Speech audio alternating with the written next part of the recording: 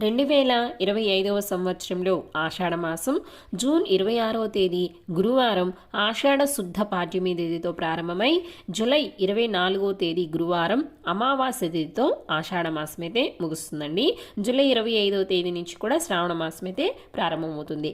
మరి ఈ ఆషాఢ మాసంలో ఎన్నో ముఖ్యమైన పండుగలు అయితే రానున్నాయండి. అవి ఎప్పుడెప్పుడు ఏ తేదీల్లో రాబోతున్నాయో ఇప్పుడు వివరంగా అయితే తెలుసుకుందాము.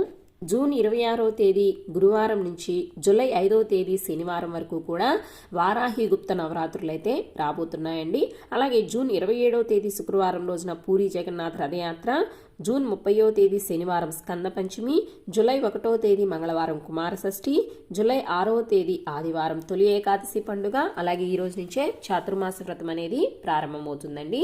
జూలై 8వ తేదీ మంగళవారం గురుమౌఢ్యమి త్యాగమవుతుంది. జూలై 10వ తేదీ గురువారం ఆషాఢ పూర్ణిమ, దీనినే వ్యాస పూర్ణిమ, గురు పూర్ణిమ అని కూడా అంటారు. జూలై 13వ తేదీ ఆదివారం సికింద్రాబాద్ బోనాలు, జూలై 14వ తేదీ సోమవారం సంకటహర చతుర్థి వ్రతము, జూలై 17వ తేదీ గురువారం దక్షిణాయన పుణ్యకాలం అయితే ప్రారంభమవుతుందండి. జూలై 20వ తేదీ ఆదివారం హైదరాబాద్ బోనాలు, జూలై 21వ తేదీ సోమవారం కామిక ఏకాదశి. ఇవండి 2025వ సంవత్సరంలో ఆషాఢ మాసంలో వచ్చే ముఖ్యమైన పండుగలు, వాటి తేదీలు.